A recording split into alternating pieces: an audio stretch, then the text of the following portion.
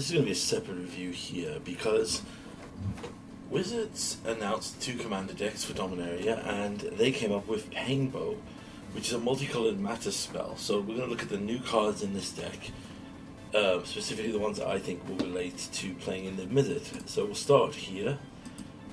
But this is the one I'm most excited about, is Jensen Carfelion, Druid Exile. It is a Selesnya, 1 green, 1 white, for a 2/2 legendary human druid.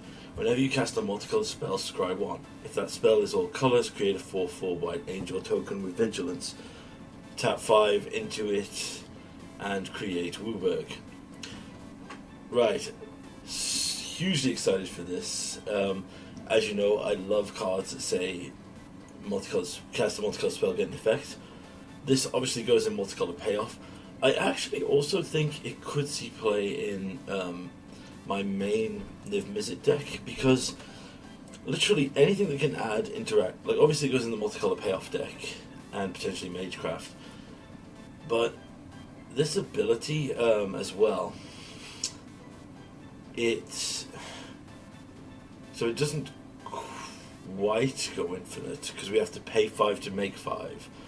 So if you have the oh my god, what is his name? The Bond of Prodigy, Kinnan out, you can go infinite that way, obviously with an untap effect. However, the main value of this, I think, will be in the interactive decks, where you play this down early. It's irrelevant most of the time, but say I play a removal spell, I get to scry 1. I cast Niv, I get another body. So, very excited for Jensen. I don't think I'll be picking up the full deck, but if we move down now, we've got some other multicolored cards that pay off here. This one is whenever a land enters, we can do things with that. Unite the Coalition is basically a charm for multicolored. This one is our next one we want to talk about. Fajiria Wayfirer. She's 2 and a green. She is all colors, so she would trigger the all colors ability. But it doesn't affect her color identity, so she just is identified as green. Right. Multicolored spells we control have Convoke.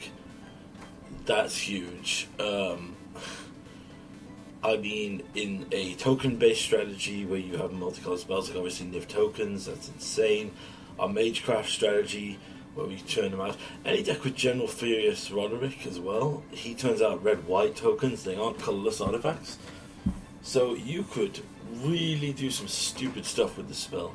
I'm very excited to grab some and try them out. Also, 2/4 is not a terrible stat line.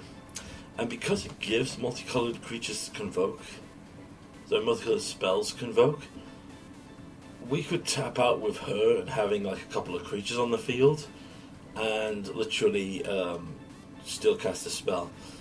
One thing to note as well is, even if you don't have a dedicated token strategy, I often find myself in a board state late game where I have zombie tokens from Field of the Dead and tokens from General Furious Roderick. So the fact that you could have that, also Hero of Precinct 1, these tokens from a Sahili. This card I think will see a lot of play in multicolored decks. I look forward to experimenting with it and seeing where its shell is. I don't feel like it'll be in the main deck, but I do feel like this fits in a lot of strategies within the Mizzet strategies. Alright, moving along, we have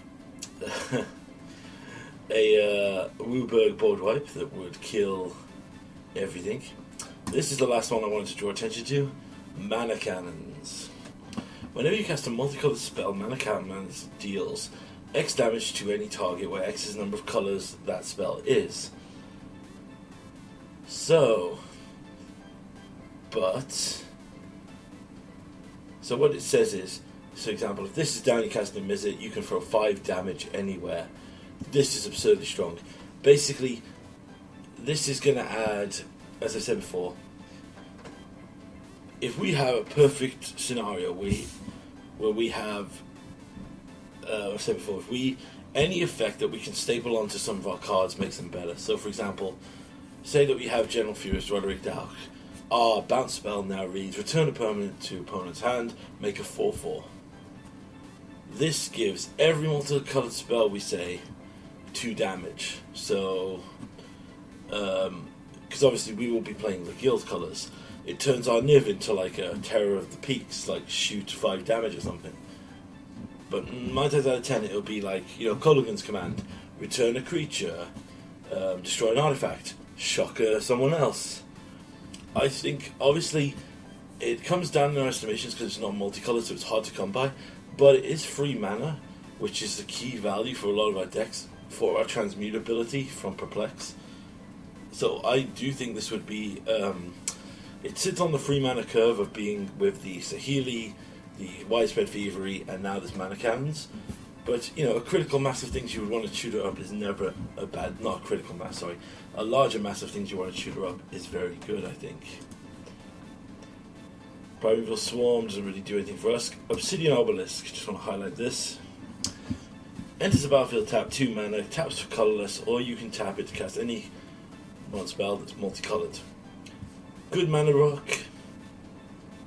Is it better than our current setup with a lot of our green ramp spells? I think in Commando it's always better to get lands out, because it thins the deck. I know most people don't think that's much of a real thing, but also its ability to just fuel Field of the Dead, World Tree strategies. I think it's very good, but this is a very good rock to consider, I would say. It's definitely one of the ones we will be looking at. If you have this deck, or you buy this starter deck, I think these will be in pretty decent demand. And then I believe that is all the new cards, which it is. So, all in all, some very good things here. So, I will be picking up at least a copy of every card we highlighted here, possibly 2 or 3. Sadly, I won't be picking up the Commander deck. I think there's not enough that I will really want to use in it. But yes, more multicolored payoff is always welcome here. We'll be back with a full review of the multicolors of the set. We're still in the middle of spoiler season at the moment, so we'll see how that goes.